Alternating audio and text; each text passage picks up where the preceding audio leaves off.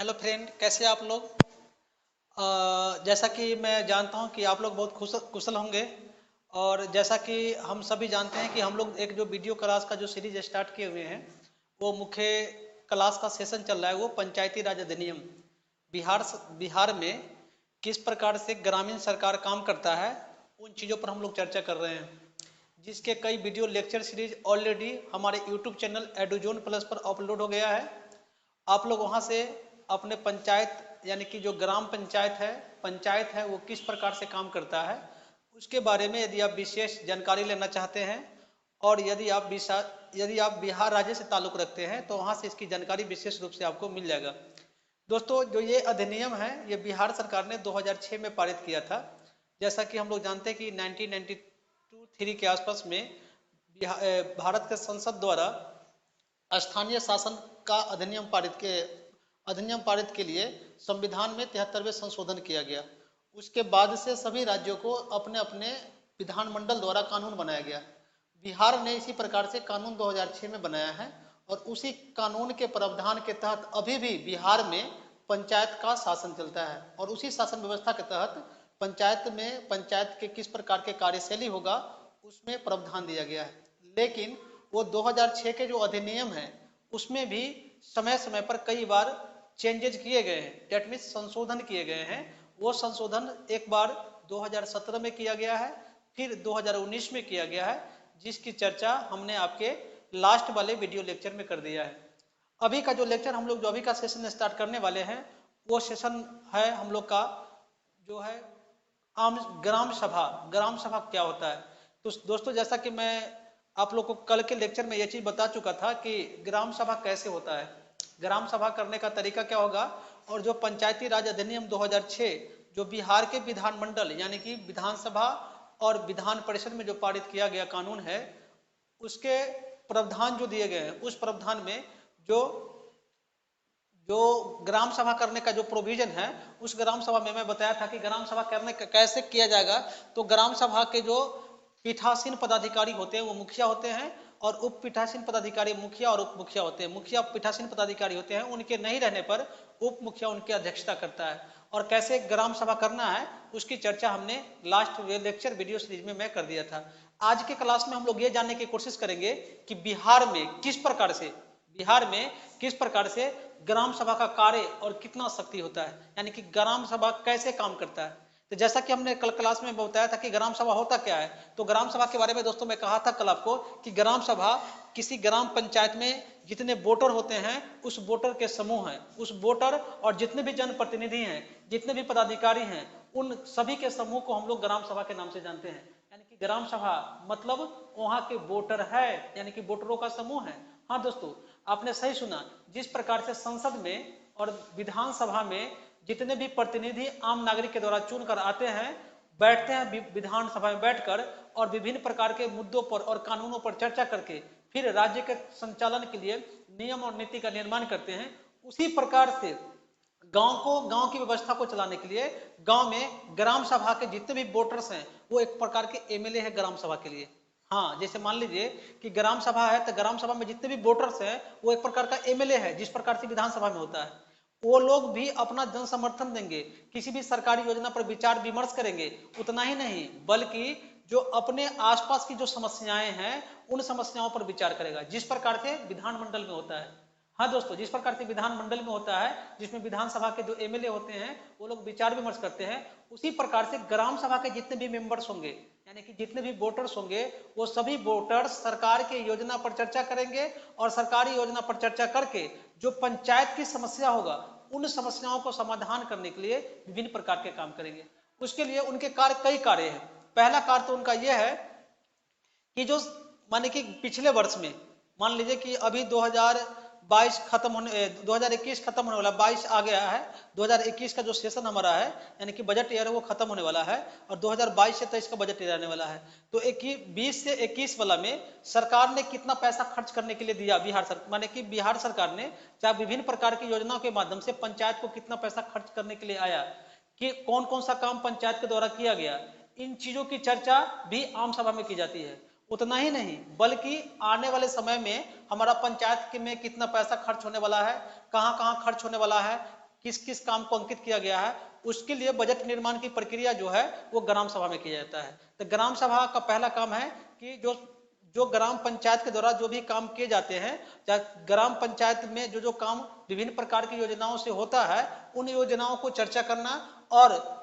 उन योजनाओं का चर्चा करके वो पैसा कहाँ पर खर्च होना है उनके बारे में विचार विमर्श करना, ये ग्राम सभा का काम है। उतना ही नहीं, दूसरा जो ग्राम सभा का काम जो दिया गया है, वो ग्राम सभा का दूसरा काम है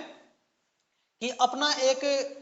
जो भी व्यक्ति माने कि सरकारी योजना किन व्यक्ति को पहले देना है और किन व्यक्ति को ग्राम माने कि सरकारी योजना का लाभ मिलना चाहिए, उन व्यक्ति को चयनित करना, उन व्यक्ति की पहचान करना भी ग्राम सभा का काम है। तीसरा जो काम ग्राम सभा को दिया गया है, वो तीसरा काम जो ग्राम सभा को करना है, वो ग्राम सभा को काम करना है कि जो विभिन्न प्रकार के जैसे पब्लिक स्वास्थ्य यानी कि जो सार्वजनिक स्वास्थ्य यानी कि जो हेल्थ का जो प्रॉब्लम है उसको समझ ठीक ठाक करना, उस मुद्दों पर विचार विमर्श करना, महिलाओं के सशक्तिकरण पर विचार विमर्श करना, उतना ही नहीं बल्कि शिक्षा को दुरुस्त करने पर विचार विमर्श करना, इन सभी मुद्दों पर चर्चा करना भी ये जो ग्राम सभा का जो सदस्य होते हैं ग्राम सभा में काम करने का माने कि ग्राम सभा में चर्चा करने का बात दिया गया है इस प्रावधान में। उतना ही नहीं दोस्तों, ग्राम सभा का जो एक सबसे इंपॉर्टेंट कार्य जो दिया गया है वो कार्य है, ग्राम सभा को सबसे इंपॉर्टेंट कार्य दिया गया है वो अलग अलग प्रकार के निगरानी समिति का गठन करना। हाँ दोस्तों, निगरानी समिति, निगरानी समिति का मुख्य मतलब होता है कि जो ग्राम पंचायत जितना भी काम करेगी यानी कि ग्राम पंचायत के द्वारा जितना भी कार्य किया जाएगा वो कार्य सही ढंग से चल रहा है कि नहीं कर रहा है, चल रहा है। उनमें से ग्राम सभा में जो भी सदस्य मौजूद हैं, अच्छा ग्राम सभा के जितने भी सदस्य यानी कि जितने भी वोटर्स हैं, उसमें से किसी व्यक्ति को, जो समझदार व्यक्ति है, उनमें से 2 व्यक्ति का, 3 व्यक्ति का, 5 व्यक्ति का, 7 व्यक्ति का, जैसे सहूलियत हो वैसे व्यक्ति का कई समिति का गठन किया जा सकता है। उस समिति का मुख्य काम होगा जो ग्राम पंचायत विभिन्न प्रकार के सरकारी योजना को प्रयोग करके जो धरातल पर ग्राम के विकास के लिए जो जो काम कर रही है उसका निगरानी करना। यदि ग्राम पंचायत में जो कोई काम ग्राम पंचायत के द्वारा किया गया, यदि उसमें किसी प्रकार के करप्शन एक्टिविटी यानी कि भ्रष्टाचार या अनियमितता की जांच में पकड़ा जाता है, तो वैसे परिस्थिति में ग्राम सभा उस रिपोर्ट को देखकर जो ग्राम सभा के अध्यक्ष होते हैं यानी कि मुखिया होते हैं या जो अन्य जो सदस्य मौजूद होते हैं या अन्य पदाधिकारी जो मौजूद होते हैं, उन पदाधिकारी को जो व्यक्ति उस अनियमितता से जुड़ा होता है उस पर कार्रवाई करने का मांग भी करता है। इसलिए याद रखिएगा आप कि निगरानी समिति का गठन करने का पावर ये ग्राम सभा को दिया गया है। और निगरानी समिति एक बहुत इंपॉर्टेंट माने कि समिति होता है जिस समिति का मुख्य काम होता है ग्रामीण यानी कि गांव के जो ग्राम पंचायत के द्वारा जितने भी काम किए जाते हैं उन कामों को जांच पड़ताल करना। उसके बाद दोस्तों जो एक इंपॉर्टेंट पावर भी ग्राम सभा को दिया गया है,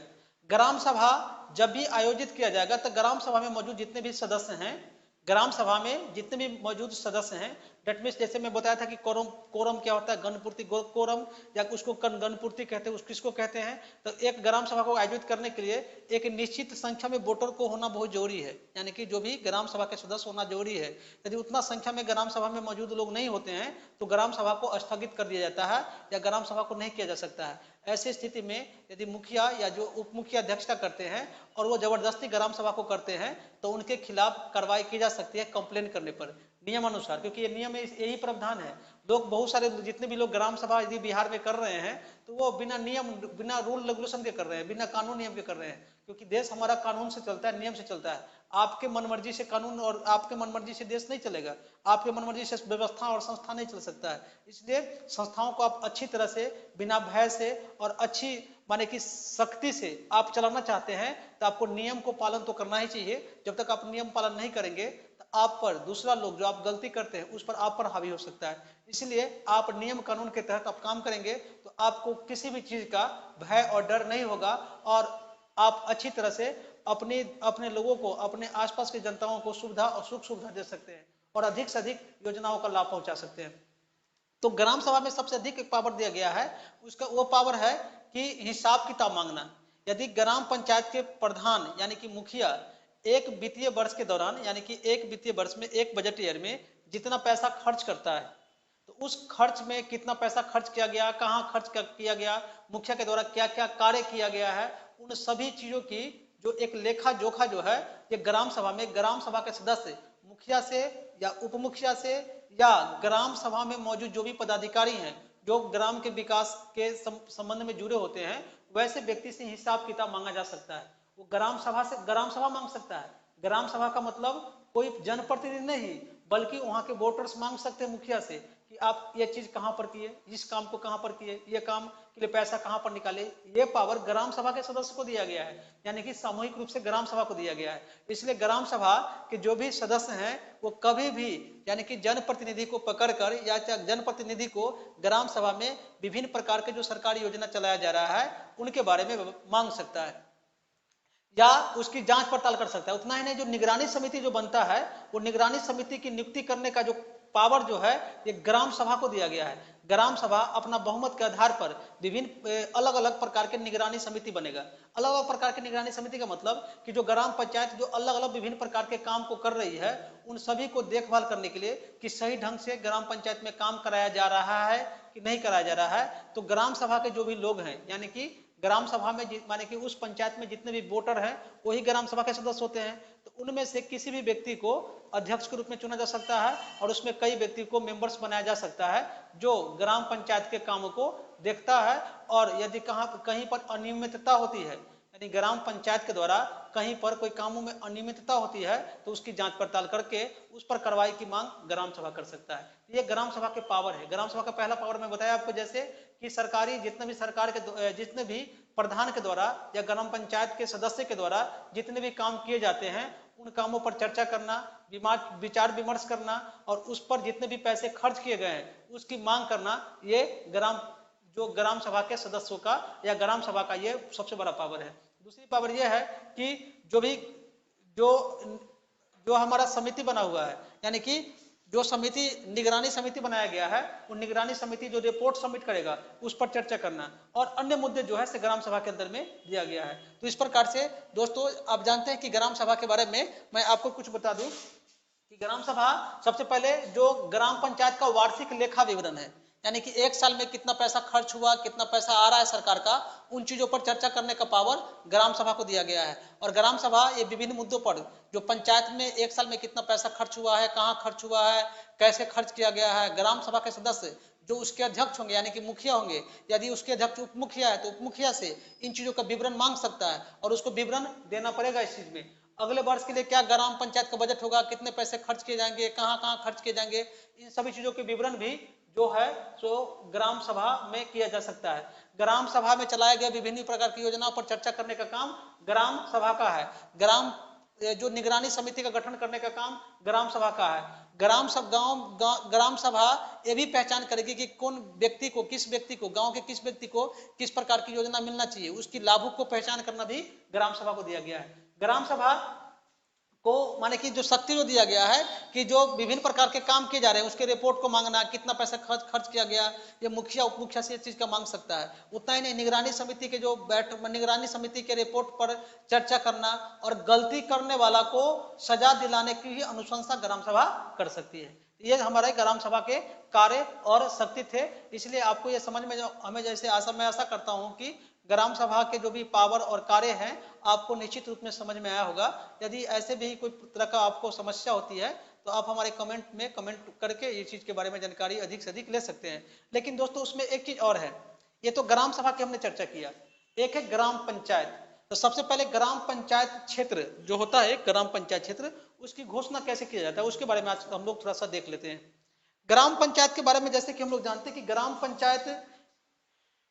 ग्राम पंचायत के क्षेत्र की घोषणा करने का जो अधिकार है यानी कि शक्ति जो दिया गया है वो डिस्ट्रिक्ट मजिस्ट्रेट को दिया गया है कि डिस्ट्रिक्ट मजिस्ट्रेट